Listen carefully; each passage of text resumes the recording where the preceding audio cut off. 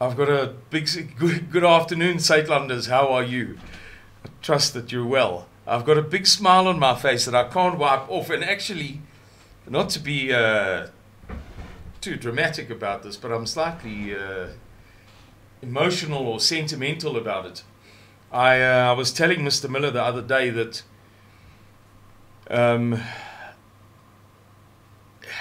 sure, I don't know, how freely should one talk about these things? I've been very fortunate over the past few years that I've been working for Saitlanders to have gotten a few things right in my life that I never did before. And there are a few very grave flaws, severe, that are outstanding. But I've managed to do a few things that I'd never ever managed to do. And this may seem petty or silly or, I don't know, trivial, but I just got a call from somebody to say that I could buy something. I won't get into the specifics if you don't mind, but it's a tool that I've wanted for years and years and years, and I've just never gotten it together, you know. I suppose initially I shopped for the wrong thing. I was aiming too high. I don't know, but yeah, out of the blue, telephone call from a lovely gentleman to say, I'm able to sell you this thing. And that's great news. Anyway, that's just to explain my good mood. To come to the point, this is going to be a little bit meandering. I hope that I can do it fairly briefly. In 1938, a play was produced on the West End of London, you know, London's equivalent of Broadway, the West End, called Gaslight. A lot of what I'm going to tell you is from memory, so it may not be perfect, but that play was subsequently turned into a movie, and then there was a copy made of that movie, and there were all sorts of... and the story is a woman falls in love with a charming guy whose background she doesn't know. And they get married, and they move in, I believe, to his flat in London, one of those, you know, smart flats, the size of a house type of flat. And as I understand it, there are like 16 or so of these flats around a square. I think it's called Thorndike Square or something. And the way the story works, I think that they're double. So there's a square. Actually, I saw something like this in Italy once. I once went to Italy on business. So you've got a square, and then there's like two all around. Okay. Over time, this guy turns out to be very domineering and secretive and not a nice man at all. He doesn't treat her well, and then he begins to do things that cause her to question her sanity. For instance, well, let me say this. He goes out at night and won't tell her where he's going. And she then begins to hear from the flat upstairs footsteps. But the flat upstairs is meant to be unoccupied. It is unoccupied. The door is locked. There's nobody there. There's no coming. There's no going. Nobody sees anybody coming or going. It's unoccupied. And so she begins to doubt herself. Then, when he's out, the gaslight, in the old-fashioned gas lamps, this, by the way, I should have mentioned this earlier, I think is set in the late 1800s. So there's gaslight. And the gaslight will dim in her flat without her adjusting the lamps. It's impossible. To cut a long story short, it's her husband. Her husband had murdered the occupant of the above flat many years previously for her jewelry, but had never found it. And it had become his obsession to find this jewelry. Or she may have been murdered by somebody else, but he'd heard this story. There are parts of this tale that I'm not clear about. Okay. When he goes upstairs, which is what he's doing at night, and walks along the floor, she hears the footsteps and they perplex her or baffle her. He turns on the lights so that he can search for the dead woman's jewelry, and gas being what it is, an old-fashioned system's not high pressure, this, that, the next thing, the pressure reduces in their system down below, and so the lights dim, even though she hasn't fiddled with the little knobs on the sides of the gas lamps. His purpose in doing those things, besides that he wanted to search for the jewelry, there was a whole lot of other stuff. He stole a brooch of hers and then told her that she'd lost it, and he did many cruel things to her, was to drive her crazy, to manipulate her own perception of her sanity so that he could take advantage of her fragile or frail state to get her money from her. I can't remember exactly what the scheme was, but in order to get the bucks, his plan depended upon him driving her crazy. And that has led to that tale from the original play, an expression called gaslighting in English, particularly American English.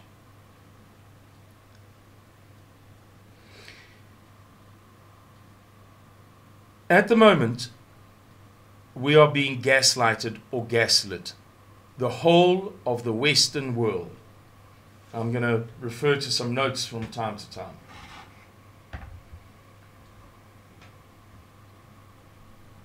A few years ago,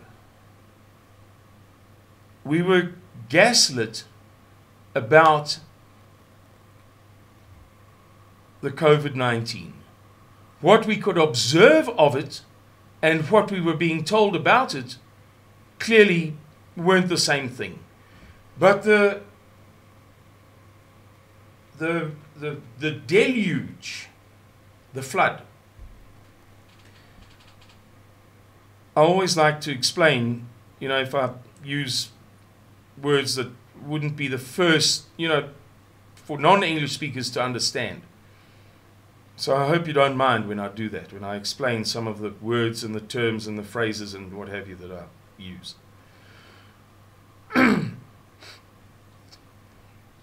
The deluge of the information was such that you had to believe it, even though it didn't correspond with observable reality. The same applied with the injection. Whether you're pro-injection or anti-injection, doesn't matter. The fact is that in the absence of large-scale deaths, and that's now a scientific proven fact, it's not fake news, peddling false narratives. It's well understood from government sources in Western Europe and government sources in North America that the rate of fatality of the COVID-19 pandemic was lower, marginally, by a couple of 100,000 over a few million. Lower by, call it 10%. In fact, I think it was almost exactly 10%. 3.5 million versus 3.8 or something like that. Was lower than the seasonal flu averages based upon the moving average of the previous 5 years. the 5-year moving average, as they call it.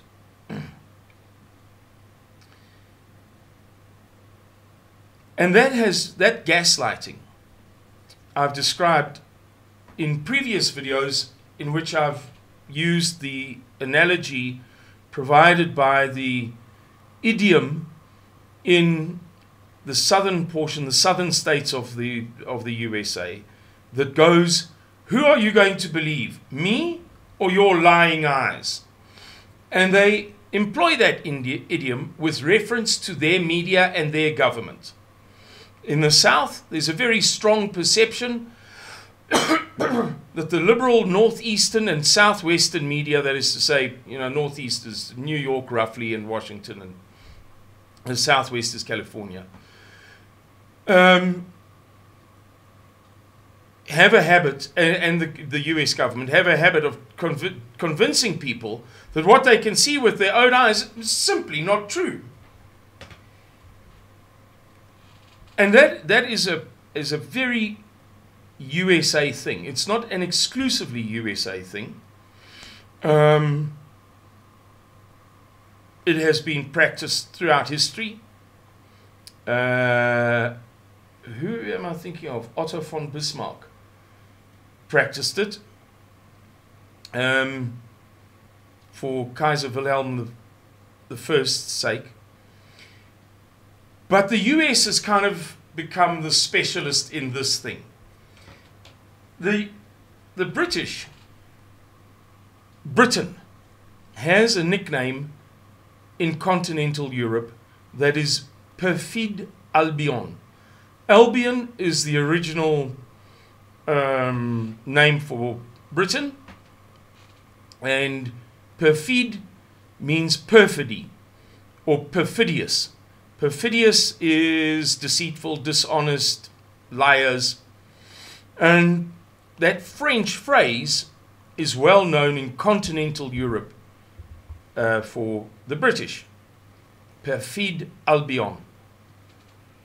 But the British way of lying, as they did to the Boers, as they did to the Zulus, if you ever get the opportunity, listen to, as far as I'm concerned, the very best, hands down, work on South African history by a guy who was murdered by people he was trying to help, called David Rattray, called The Day of the Dead Moon.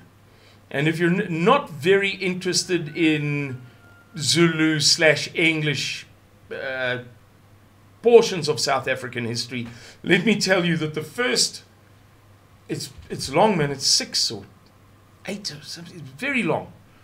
The first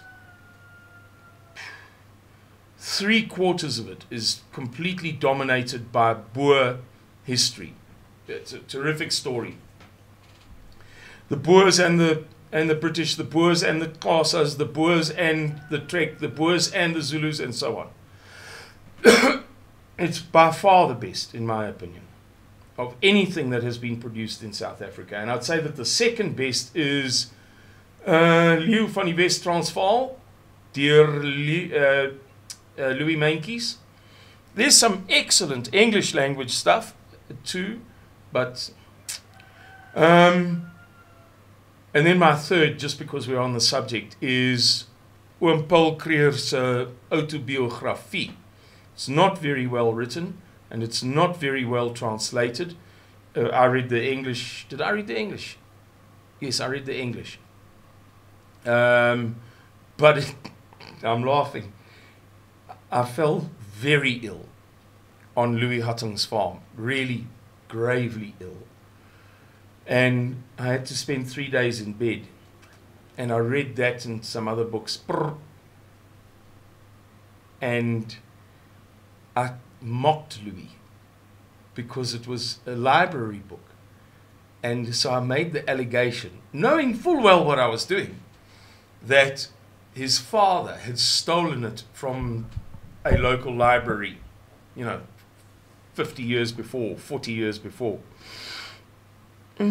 Louis was offended. Woo. Anyway, It's just a funny anecdote. Back to the point. This thing has been practiced for, but the Americans specialize in a different way of lying to the way that the British did. The British kind of just lied. The Americans will lie to you. I'm talking now about war. We're coming to the point. In a manner that leaves you thinking that you are losing your mind. They've always done this. For instance, their pretext for I can't remember who, Andrew, what's his name? I can't remember, but some American president said, Andrew Jackson maybe, that America should avoid foreign entanglements. And it's a very well-known phrase in the history of the founding fathers of America's advice to the Republic for all time. And therefore, when the American politicians and banking interests wanted to get involved in World War I, wanted to see a piece of the action, and the military-industrial complex, they initially said, we will never get involved in foreign entanglements. We will never fight a war on European soil. And so they manufactured the Lusitania event, which was the sinking of the Lusitania.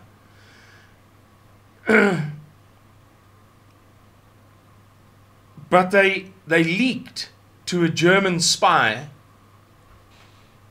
that, okay, the Lusitania was a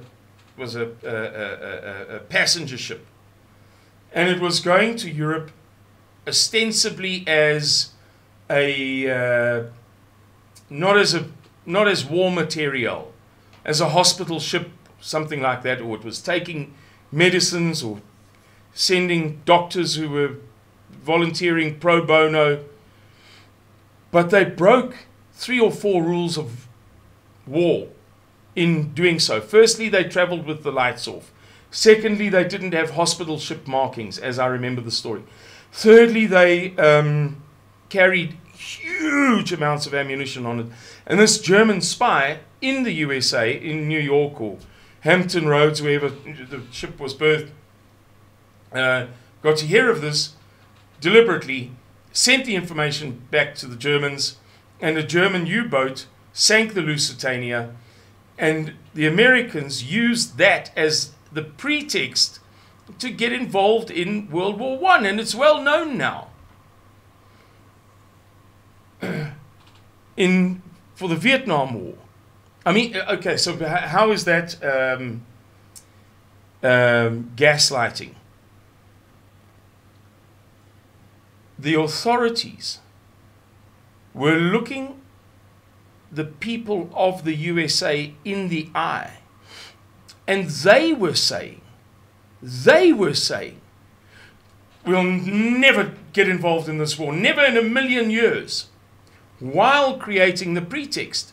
So Americans found themselves like staring at these two contradictory realities.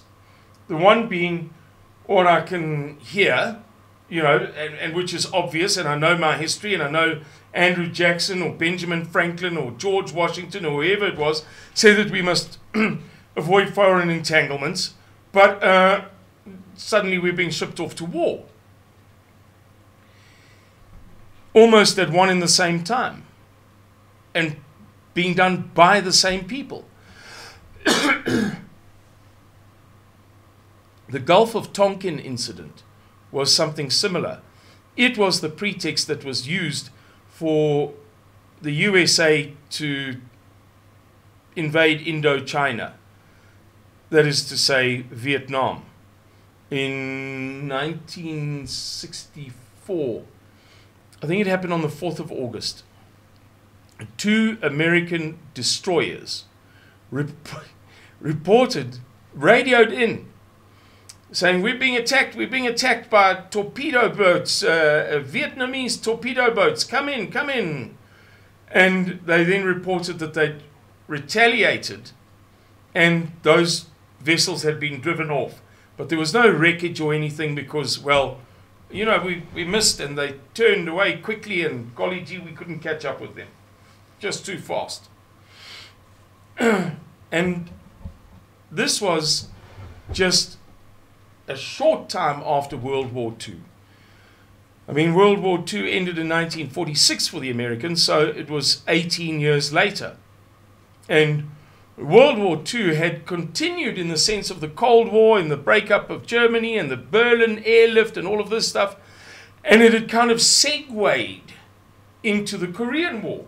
And there's a very good argument for gaslighting as a pretext for the Korean War.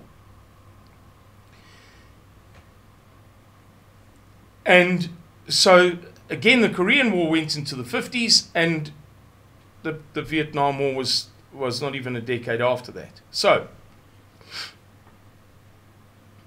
the American public didn't want that war, and they knew that the reality, the prevailing reality in the United States of America, supposedly among the politicians, supposedly among the bankers, supposedly among the armed forces, and certainly among the public, was we have done our bit for the world, end of story. It was World War I and World War II and the Korean War. That's it, baby.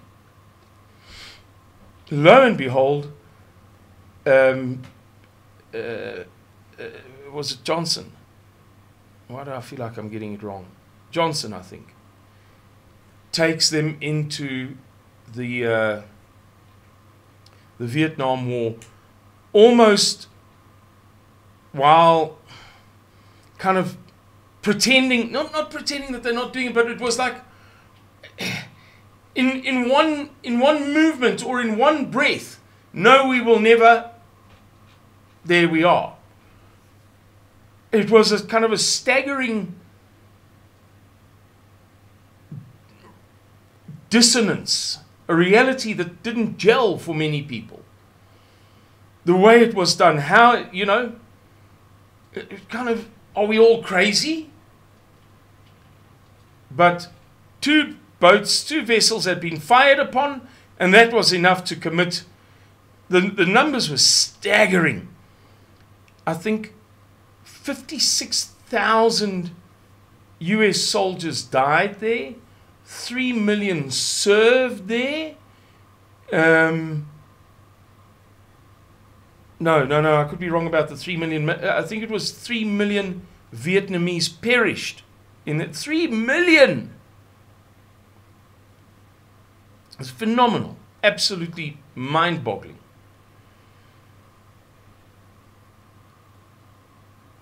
And I put it to you, ladies and gentlemen, and we're going to talk much more about this. Much, much more. This is really, I suppose, just been a little bit of a history lesson.